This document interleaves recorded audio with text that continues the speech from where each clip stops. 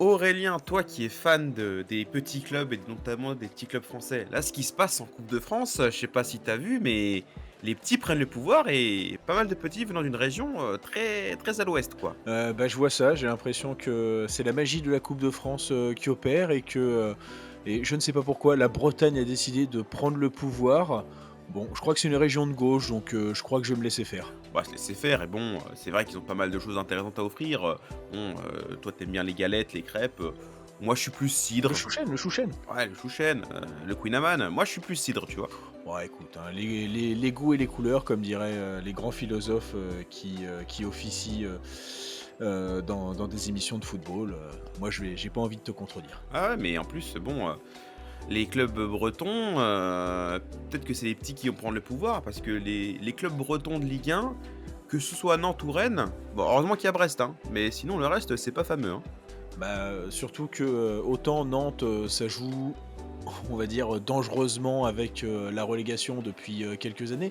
Mais c'est vrai que Rennes, tu avais l'impression, que ça voulait jouer, les 1 rôles et là, c'est plutôt opération sauvage de miquette. Ah bah oui, parce que bon, il y a 2 3 ans, tu te disais, «Ouais, Rennes, franchement, beau potentiel pour peut-être, s'installer durablement dans le top 4 de Ligue 1», et puis là, tu fais un bond dans l'avenir, on est en février 2025 et ça joue le maintien. Donc en vrai, Aurélien, En vrai, Lorenzo. en vrai, est-ce que c'est Rennes, c'est pas un peu le symbole des clubs français qui flopent?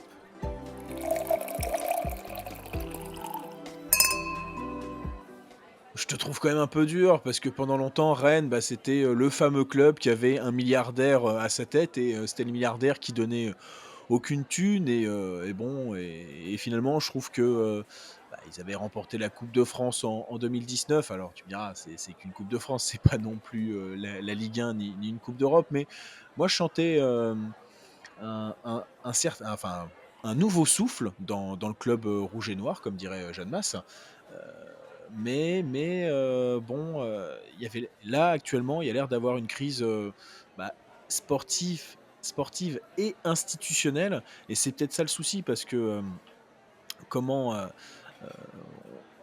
pour moi quand ça va mal tout en haut, les joueurs le ressentent et quand tu vois, si on revient un peu en arrière, quand Julien Stéphan est viré, tu avais, un président, qui est, Cloarec, je sais plus si c'était président ou président exécutif qui est aussi foutu dehors. Donc tu sens que ça va pas bien et finalement c'était peut-être, les prémices d'une saison, bien galère, quoi. Ah bah, c'est souvent comme ça, oui, bon, Rennes, on s'est souvent foutu de leur gueule parce que c'était les losers magnifiques qui gagnaient aucun trophée.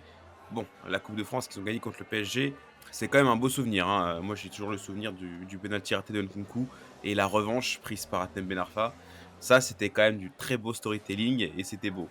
Et bon, depuis, c'est vrai que, bah, Rennes, bah, après si on reste que sur cette saison, j'ai envie de dire que la saison de Rennes, c'était, bah, comme l'année dernière et comme pas mal de saisons, tu avais des belles promesses et parce que bon, tu avais un effectif et tu avais fait un mercato hyper intéressant.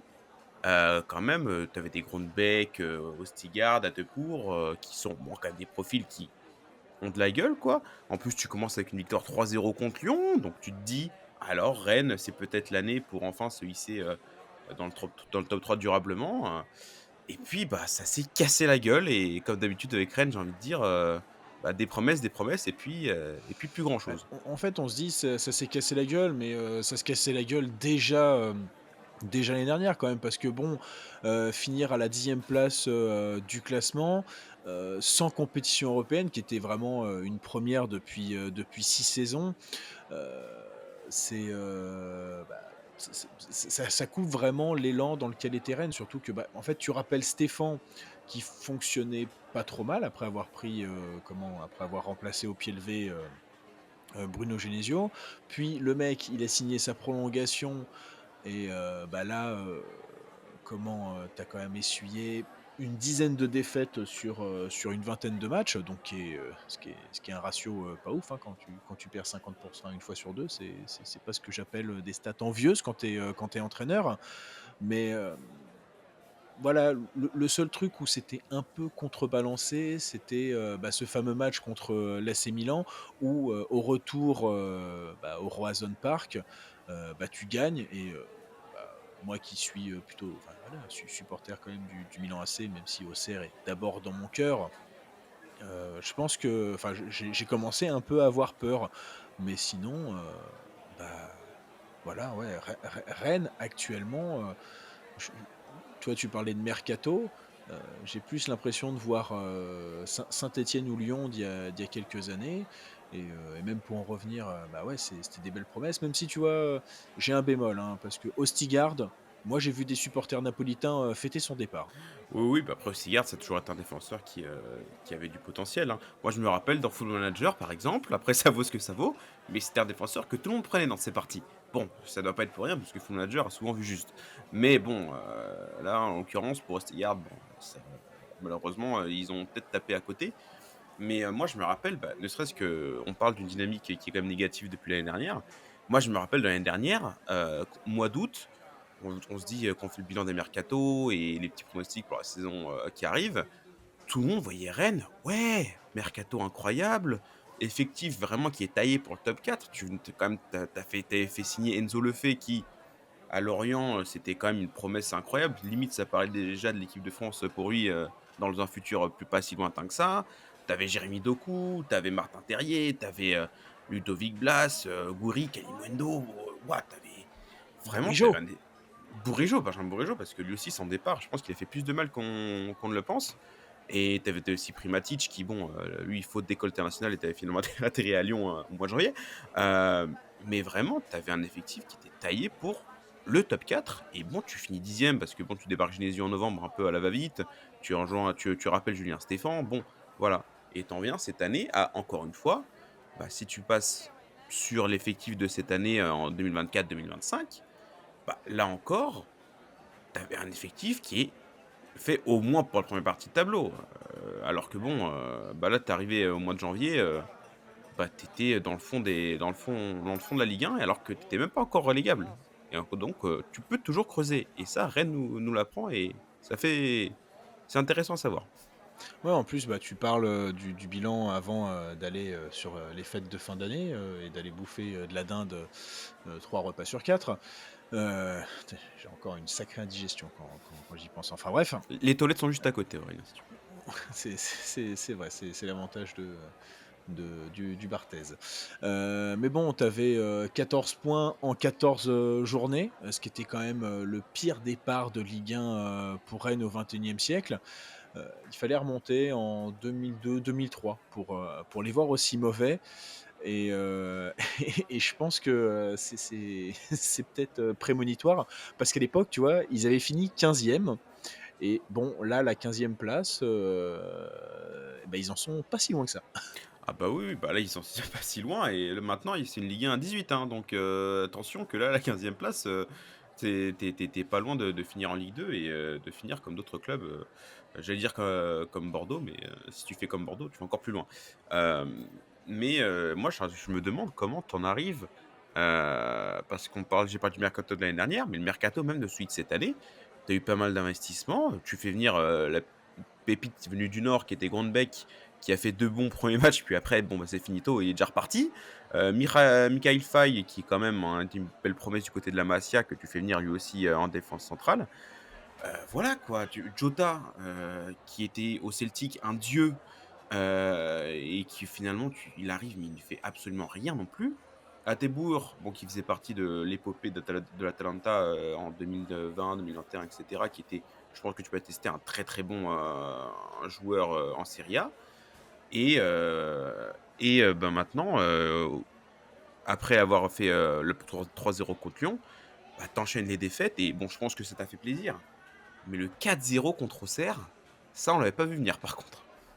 Bah, comme tu dis, hein, là, c'est vrai que ça m'a fait plaisir en plus, toi, bon, parce que je dois l'avouer, je n'ai pas d'Azone, mais surtout je ne pirate pas. Alors c'est absolument c'est un peu par conviction personnelle, mais c'est juste que, déjà, je crois que ça me fait beaucoup plus chier de réfléchir à comment gruger que à ne pas le faire. Enfin bref, et c'est vrai que plus j'avais les vibrations des notifications, plus j'étais heureux et c'est vrai que le 4-0, surtout qu'en fait, quand tu vois les buts, heu, Auxerre, c'était un peu le Brésil, quoi. Alors c'est vrai qu'on le chante depuis les années 90, si ma mémoire est bonne, heu, encore plus depuis qu'Ajoubal, s'il te plaît, reste, si tu m'entends, même si apparemment c'est pas le cas. Hem, mais ouais mais surtout que c'était enfin, je sais pas si c'est vraiment la chose la plus drôle, mais c'est vrai que de voir après ce 4-0, heu comment l'entraîneur viré, je dois avouer que, comment de ma vie de supporter auxerrois, ça m'est rarement arrivé de voir après, un match face à Auxerre, un entraîneur se faire lourder. Surtout que nous, tu vois, ne serait-ce que si on regarde, si on reste en Ligue 1, Montpellier, ils avaient pas une victoire depuis, une dizaine de matchs. Ils jouent contre Auxerre et comme par hasard, ils l'emportent. Donc, tu vois, on avait plus tendance à relancer les personnes un peu dans le besoin, mais c'est peut-être nos côtés, tu sais, la croix de Malte, l'ordre de Malte, il y a ce côté assez, philanthrope. Nous, là, pour une fois, on n'a pas été gentils et ça nous a permis de ramener, cette espèce de physio, qui nous vient d'Argentine. Ouais, bah, oui, le physio qui vient d'Argentine, parce que bon, oui, tu vires, du coup, tu vires Julien Stéphan, et je ne comprends toujours pas cette décision. Devenir Sampaoli qui, depuis, sa saison plutôt réussie à Marseille il y a 3 ans maintenant, il y a 3 ans puisque c'est Tudor après qui arrive, et encore c'était réussi mais dans le jeu c'était vraiment pas top non plus. Bah, depuis vraiment tous ces passages sont catastrophiques, que ce soit à Séville, même quand il revient au Brésil je crois, Oui, à Flamengo, il reste que 38 matchs. oui à Flamengo, le et tu prends Sampaoli pour une raison que je ne comprends toujours pas, hein, le petit nerveux chauve argentin, je ne sais toujours pas pourquoi il a été à Rennes et bah, bizarrement, ça a duré 2 mois, mais moi j'aurais prédit que ça aurait duré même un peu moins. Donc bon, finalement, Sampaoli, le petit chauve a fait de la résistance. De 2 mois, mais de la résistance quand même. Ouais, bon, surtout que moi, ce qui m'a le plus choqué, c'était, le match contre Marseille où tu t'es dit: «Putain, comment, c'est le retour de Sampaoli à Marseille, il va essayer, de faire la nique à son ancien club». Mais, surtout, tu étais censé avoir, une opposition enfin, pas de style, mais en tout cas une opposition flamboyante entre Sampaoli et De Zerbi et finalement, le gars, moi je me souviens bien parce que je travaillais sur ce match. Finalement, moi, je la voyais bien, la double ligne de 4. Ils avaient eu la chance d'ouvrir le score par, Kalimuendo qui après a oublié, tout ce qui s'est passé pendant le match à cause d'une commotion cérébrale. Je ne sais plus qui, je crois que c'est Cornelius qui le qui le fout par terre. Mais derrière, enfin c'était enfin dans le jeu, c'était voilà, j'ai pas les mots, c'était dégueulasse, c'était affreux et finalement voir l'OM remporter, ce match, c'était normal. Mais bon, plus tard, tu perds, contre 3 en coupe de France qui, en Ligue 2, c'est absolument pas le club le plus bandant cette année et qui joue, un peu comme Rennes, ça essaye de pas sombrer, même si, il y a des grands joueurs qui passent, par 3 comme Savigno. Je crois que cette blague, je pourrais la faire jusqu'à la fin de mes jours, mais Oh, on mérite, hein. Enfin, ça mérite, hein, l'absurdité de la multipropriété avec 3, c'est quand même, le summum, de l'humour, hein.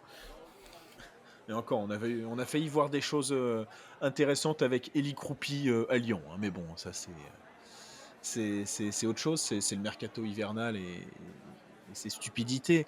Mais voilà, ouais, pour revenir à Sampaoli, bon, c'est vrai que, voir un mec, avec un caractère sulfureux arriver dans la grisaille bretonne, certes, c'est stéréotypé pour ces 2 choses, mais c'est à se demander comment le mariage pouvait vraiment fonctionner, quoi. Ah bah, oui, bah, bizarrement, le mariage, il a duré même pas 2 mois, donc du coup, tu arrives en janvier et bah, tu te dis: «Bon, je pète un boulon, je débranche la prise et on repart de zéro pour éviter de descendre en Ligue 2». Et donc du coup, tu vends tout, tu rachètes tout et tu vends même les joueurs que tu as recrutés, l'été, juste avant, notamment avec, Grondbeck et là, tu fais venir parce que Rennes, c'est sur le mercato hivernal, c'est quand même dingue de se dire que c'est le troisième club le plus dépensier d'Europe. Là, vraiment, là aussi, tu m'aurais dit ça il y a il y a 2 ou 3 ans, tu dis: «Mais ils ont pété un plomb».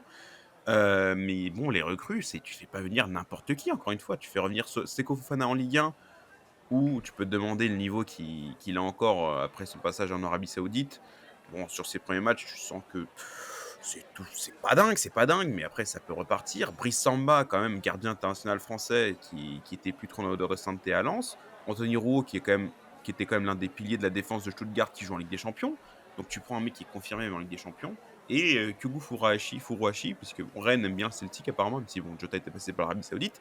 Bon, tu fais venir un joueur confirmé du Celtic qui était quand même le meilleur joueur du championnat il y a 2 ans, je crois. Donc c'est pas n'importe qui et du coup, bah, tu vends, tous ceux qui étaient vraiment, cadavériques et pour ça, le chef d'orchestre que tu prends, Sabib Bey et je suis malheureusement très déçu de cette décision parce que malheureusement, on ne pourra plus faire de blagues sur le fait que Bib Bey trouve un emploi, enfin cherche un emploi et ça me fait mal, plus qu'autre chose aurait. Personnellement, moi, les blagues d'actu foutre là-dessus, je commençais à en avoir un peu plein le dos. Donc non, c'est plutôt, enfin pour moi, c'est plutôt une bonne nouvelle de voir Habib Bey ne plus pointer à Pôle Emploi chaque mois. Enfin, tu me diras, il pointait pas à Pôle Emploi, il faisait son métier de consultant chez Canal+. Mais pour revenir à ce mercato, bon, moi, il y a déjà une chose qui me choque et d'ailleurs, c'est un peu ce qui choque. Toi, tu parlais de Seko Fofana. Moi, je me souviens l'avoir vu à la CAN. Ouais, il a encore de l'intelligence de jeu, mais il a le coffre de ma grand-mère grabataire. J'ai plus de grand-mère, donc elles sont plus grabataires, tu me diras. Mais où ça commençait à quand même à pointer du doigt Arnaud Pouille, qui faisait exploser la masse salariale et le train de vie du RC Lens. Et là, j'ai l'impression que vu qu'il se dit qu'il est un milliardaire au-dessus de sa tête, qui va pouvoir faire, la même chose. En revanche, c'est vrai que même si, il y a des transferts et des, comment ça s'appelle? Et des salaires qui ont l'air assez mirobolants, c'est vrai qu'on peut noter que, tout, tous les joueurs, qui étaient mis dans un loft, et un truc qui a encore fait gueuler l'UNFP, mais bon ça les lofts, faudrait qu'on en parle un jour, parce que c'est pas ce que j'appelle, quelque chose de très humain. Mais tous les joueurs voilà, qui étaient indésirables, ils ont réussi à être soit transférés, soit prêtés. Donc même si Rennes était hyper dépensier, au moins tu peux te dire: «Bon, heu, ça perd pas trop de thunes». Mais oui, ça refait des paris. Alors, Kyogo, qui a une trentaine d'années, enfin qui a 30 ans. Bon, moi je suis content évidemment de le voir en Ligue 1, surtout que, les Japonais, quand tu regardes, Ito, ça va de temps en temps. Nakamura aussi. Koji Nakata aussi a laissé des belles traces en Ligue 1 en son temps.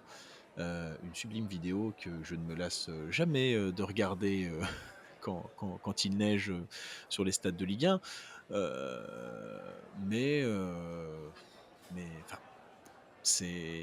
Alors, moi j'ai un peu envie de gueuler forcément sur ce mercato hivernal parce que Frédéric Massara, qui a dit que, en effet, c'est de sa faute qu'il a complètement raté le mercato estival. C'est vrai que moi, ça me fait chier de voir un club qui fait reset total, un peu. Je te parlais de Saint-Étienne et Lyon en leur temps, alors que, voilà, pour moi, il faudrait un peu légiférer sur cette période de transfert parce que. Euh, Normalement, quand tu te foires dans les grandes largeurs, tu dois être puni. Et tu te dis pas, tiens, heureusement que j'ai de la thune, comme ça je vais pouvoir me rattraper. Bah, de toute façon, c'est, la direction que prend le football, c'est que bon, là, malheureusement, le mercato d'hiver, c'est un symptôme parmi tant d'autres. Mais oui, quand tu arrives, en mois de janvier et que, bah, Rennes s'est rendu compte qu'ils ont fait de la grosse merde au mois de juillet, au mois d'août, le fait qu'ils puissent piller, d'autres clubs de Ligue 1, même si bon, pour certains, je pense qu'ils ont rendu un peu service, notamment à Marseille avec, Koné et Brassier. Bon, je pense que l'OM a été très content de pouvoir les refiler à Rennes. Mais bon, tu viens payer d'autres clubs qui ont pas les moyens de retenir leurs joueurs au mois de janvier et ça peut foutre en l'air une saison. Un mercato d'hiver, malheureusement, pour les clubs qui ont pas les moyens de se renforcer comme, Rennes l'a fait. Mais bon, ça malheureusement, Là, Reims, avoir perdu, Mounetzi et je sais plus qui, par Wolverhampton, bon, ils ont en plus viré Luca Elsner. Je pense que le mercato, hivernal, ils vont s'en rappeler, les Rémois, hein. ah bah, oui, oui, donc bon, c'est toujours la même chose de toute façon, c'est que bon, ça profite aux gros et les petits, vont se faire foutre. Après malheureusement quand on dit que le football est le miroir de la société, voilà. Voilà, il y a des choses qui ne trompent pas malheureusement. Et donc du coup, bah, pour le choix du coach, tu donnes les clés du camion à Habib Beye, ce qui est quand même un sacré pari parce que, bah, Habib Beye, il avait fait quand même des choses très, très intéressantes avec le Red Star. Mais ça reste quand même, bah, on parlait la semaine dernière de d'Amorim qui avait performé dans un contexte hyper particulier. Bah, tu peux transposer ça avec Habib Beye qui a fait de l'excellent travail au Red Star, mais bon, c'était en national. Là, tu donnes les clés à un gros club de Ligue 1, qui est dans une merde noire, on peut le dire. Et donc là, tu as aucune garantie que Habib Beye, puisse relever le club.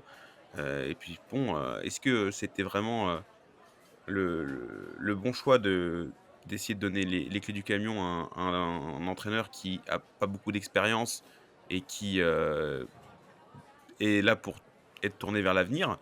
Ou alors fallait donner, les clés, du camion à un pompier de service et bon, pas forcément à Pascal Duprat, mais je pose la question Aurélien, est-ce qu'Habib Beye c'est vraiment un bon choix? De toute façon l'avenir nous le dira, mais bon déjà le premier match, c'était une victoire. Après bon, je voyais pas trop la patte Beye, on va pas se mentir. Mais bon, déjà, Habib Beye s'il arrive à se maintenir, bon je pense que de toute façon c'est la première mission qui va lui être confiée et bon en Ligue 1 tu as quand même 3-4 clubs qui sont normalement destinés à être bien pire, oui, bien pire que le Stade Rennais. Bah, c'est un peu ce qu'on se disait, la semaine dernière avec Manchester United, c'est que United, ils peuvent perdre 7-8 matchs, de suite. Heureusement que, Southampton, est aussi dégueulasse, que Leicester aura toujours, du mal et j'arrive plus à me rappeler, enfin, je sais qu'il y a Ipswich dans le lot. Enfin voilà, que ça soit compliqué. Bah, là, c'est un peu pareil. C'est que, bah, tu Nantes, tu sais qu'ils jouent avec le feu, depuis plusieurs saisons. Bon, en plus, faut pas se mentir, mine de rien, la place tu une place de barragiste donc bon, attention au troisième, enfin au troisième, attention au vainqueur des playoffs, de Ligue 2, bah, parce que, bah, l'année dernière Saint-Étienne est passé, comme ça. Mais bon, Montpellier et Le Havre, quand je regarde, le mercato de ces deux clubs, j'ai franchement peur, pour eux, surtout Montpellier parce que tu as vendu Nordin qui est certes, qui était en fin de contrat, donc un joueur explosif, pour ramener Andy Delors qui se trimballe toute la caravane de son compère, TJ Savanier à l'arrière du cul. Bon, Ah mais Montpellier, là vraiment, ce mercato de janvier, c'était vraiment le déstockage avant la fermeture de la boutique. Je pense que vraiment, là le père Nicolin, du coup techniquement le fils, il sait que ça va en Ligue 2, il dit: «Bon, allez, on déstocke tout, c'est à vendre». Bon du coup, tu as Marie en plus qui arrive à Rennes. Bon, ça y est, c'est finito, finito pipo, on accepte la sentence parce que là, je vois pas d'autre issue, pour Montpellier. Bon, on a déjà parlé de dans ce bar de Montpellier, donc voilà. Mais bon, là, voilà, Rennes a la chance que derrière, bon, il y en a qui ont accepté leur sort, quoi. oui et au-delà de ça, bon, Habib Beye, il fallait bien qu'il trouve un banc, hein. Perso, moi, même si c'était du National 1, au moins il avait roulé sur le National 1 avec le Red Star, club, légendaire, c'est peut-être un peu gros, mais en tout cas, qui compte dans le football français et parce qu'il faudra toujours, le rappeler, le fondateur est Jules Rimet et c'est le fondateur, de la coupe du monde. Donc quand même, ça pose les bases, comme disent les jeunes, et encore, j'en suis pas sûr. Après, si on regarde qui était libre, alors c'est vrai que ça pouvait, coller, parfaitement. Heu, Tu virais Sampaoli, tu récupérais, Pierre Sage. Bon, au-delà de me faire beaucoup rire, j'aurais aimé, voir ça, mais si Habib Beye arrive à se sauver, mais donne pas complètement satisfaction, je pense que, je vois bien, le directeur sportif, hein, je vois bien Arnaud Pouy dire, à ses autres compères, dire: «Ah regardez, j'ai un super CV là, sous la main» et sinon, bah, on verra Bay sur une saison et voir la fameuse patte, qu'on attend, quoi. Bah, oui, oui, rien n'est moins sûr, mais bon, après si on dézoome un peu, sur Rennes et sur cette dernière saison, moi je suis désolé, mais quand je te posais la question en début de cette conversation, quand je disais que Rennes, c'est un peu le symbole du club français qui a floppé, bah, moi Rennes, je suis désolé, ça fait 10 ans que bon, à part la victoire en coupe de France qui est quand même importante quand tu avais que 2 trophées dans ton palmarès et c'est au-delà aussi des coupes de France. Bah, Rennes, ces 10 dernières années, ça a toujours été la même chose. C'est que pour moi, c'est vraiment un momentum que tu construis petit à petit. Tu te dis que ça y est, Rennes, ça monte en puissance, ça va peut-être pouvoir enfin s'installer dans le top 4 de Ligue 1. Ça finit souvent européen, donc finalement, tu es plutôt régulier. Et ben finalement, bah, si je puis dire, la crêpe, elle a cramé. Et bon, toi, je sais que tu défends pas mal le bilan de Rennes ces dernières années, mais notamment au niveau européen, quand elle a eu la chance d'être souvent qualifiée pour l'Europa League et même du coup pour la première édition de la Conference League, je suis désolé, mais Rennes, avec l'effectif, les moyens qu'ils avaient, ça aurait quand même pu aider un peu plus le coefficient UEFA français, parce que bon, quand tu n'arrives pas à dépasser les 16e d'Europa League et les 8e ou quarts de Conference League, je sais même plus contre Leicester, bah, je suis désolé, mais ça reste quand même très très décevant. Bah, c'est là où je suis un peu, enfin, je suis pas forcément d'accord avec toi, c'est que, bah, au moins au moins tu te qualifies en Europe. Alors c'est vrai que là avec, Brest où de nombreux experts, leur prédisaient, comment la mort cette saison avec la qualification en Ligue des Champions et bah, tu vois, ça s'est qualifié en Coupe de France, que ça remonte petit à petit dans la première moitié de tableau, bah, que ça va jouer, évidemment une espèce de 16e de finale, bah, de Ligue des Champions contre le PSG. Bon, quand tu regardes le match de ce week-end, tu sais plus ou moins ce qui va se passer. Mais toutefois, c'est vrai que Rennes supporte mal la comparaison, alors que bah, le président de Rennes, c'est pas Pinot, et comme dirait notre beauf américain préféré, il n'y a pas Salma Hayek en Ligue 1, quoi. Enfin, ils n'ont pas Salma Hayek. Donc, euh, donc ouais, mais toutefois, moi je me souviens du match contre Leicester. Pour moi, c'est un peu la faute à pas de chance. C'est que même quand, tu vois, il y a un moment, il s'était fait éliminer par Arsenal, c'était limite un petit peu tôt en Europa League, même s'ils avaient éliminé avant le Betis Séville de manière plus qu'honorable. Euh, Et moi, la seule faute que je le vois, c'est le Shakhtar Donetsk il y a 2 ans, où je crois que c'est le malheureux Omari qui marque contre son camp et tu finis par perdre au tir au but. Alors que franchement, tu maîtrisais le match, enfin ce match de bout en bout, et c'est pas le Shakhtar Donetsk que moi j'ai connu dans le milieu des années, enfin au début des années 2010, où c'était un épouvantail au même titre que le Zénith Saint-Pétersbourg ou le CSKA à Moscou. Enfin bref, tous ces clubs venus de l'Est où tu te dis, bah tiens, je connais pas trop, et quand tu, euh, quand tu les rencontres, t'aurais préféré ne pas les connaître. Bah oui, mais après, on l'a vu cette année que le Shakhtar Donetsk aime bien les clubs bretons, hein, parce que aussi la gifle qu'ils ont infligée à Brest lors de la dernière journée de phase de ligue aussi, c'était pas mal. Mais bah oui, c'est pour ça que bah, Rennes, quand tu parles de Omari, du coup, qui a coûté un peu la qualification contre le Shakhtar, là aussi, au niveau de la construction sportive, Rennes, malgré les moyens et les achats qu'ils font sur le mercato, ils sont toujours pas compris, en 4-5 ans, que ce serait bien d'avoir aussi des défenseurs. C'est bien d'acheter des milieux, des attaquants à l'appel, mais quand t'as aucun défenseur derrière qui fait le taf, c'est compliqué, hein. Tu Omari qui a été titulaire dans cette équipe, alors que bon, le pauvre, c'est compliqué. Là, cette année, tu as eu Ostigard, lui aussi, voilà. Limite, le meilleur que tu avais, c'était Théat, et bah, il est parti du coup en Allemagne. Heu, T'avais Christopher Wu.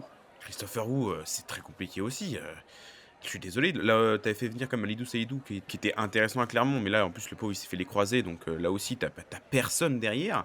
Donc bon, là, je remets en question aussi la politique, sportive de recrutement parce que bon, ça se voyait cette année, ça se voyait aussi l'année dernière. Voilà, et quand derrière, tu aucune base solide, bon, bah, ouais, tu peux pas aller bien loin. Et bon, si on veut encore aller encore plus loin, pour moi, c'est aussi l'échec de la revente de joueurs à foison, sans vraiment, gros plan, sportif derrière. Parce que bon, tu revends des Désiré Doué 50 millions, tu revends des Camavinga très, très cher, des Dembélé encore si tu remontes encore plus loin, bon, la formation à la rennaise, il y a plus grand chose à prouver. Mais bon, derrière, qu'en plus tu as les moyens, parce que encore si tu avais juste un gros centre de formation que tu étais obligé de vendre, OK, mais là, Rennes, tu as les moyens, tu as la formation et tu te bats pour le maintien après avoir stagné. Moi, je suis désolé, mais quand même Rennes, si on fait le bilan, c'est quand même la grosse, grosse déception de la Ligue 1 pour moi de ces dernières années. Ouais, quand même, je te trouve vachement dur, moi je trouvais que voilà, je reste sur mon avis que, au moins ils essayaient de se bouger un peu le cul ces dernières, saisons, même si, je me rappelle que Mbaye Niang a été meilleur buteur, de cette équipe. Autant dire que ne fut pas ma surprise quand je me dis qu'il était passé par la JOCR et que ça s'est fini en eau de boudin. Enfin bon, sont des choses qui arrivent.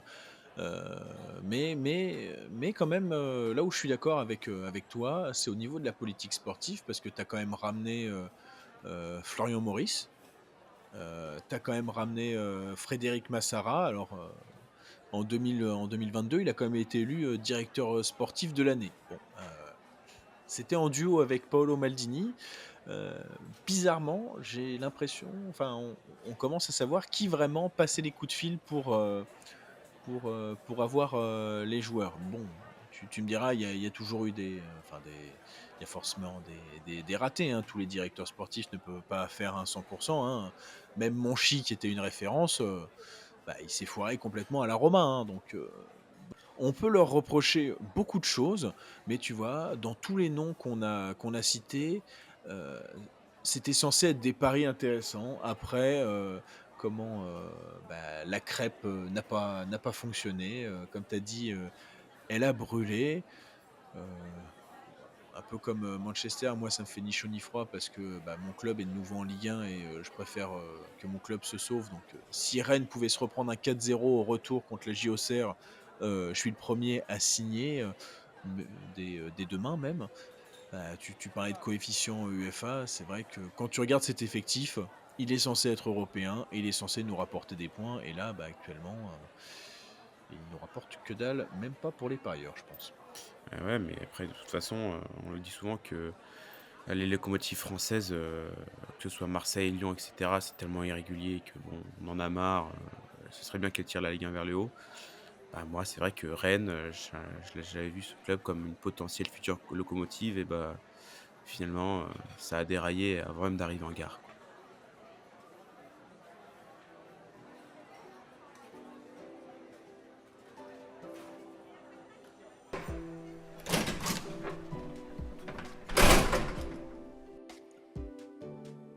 Bon, tu vois, Lorenzo, le truc le plus tragicomique, avec Rennes et Sampaoli, c'est que l'Argentin, il a encore voulu,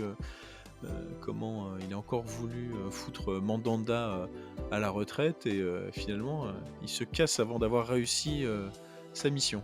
Ah bah, en parlant de retraite, bon, il y a quelqu'un, du côté de l'Arabie Saoudite, attaquant portugais, bon, je pense que tu sais de qui je veux parler, commence à nous faire chier, le monsieur et bon, il s'agirait de prendre sa retraite un jour peut-être.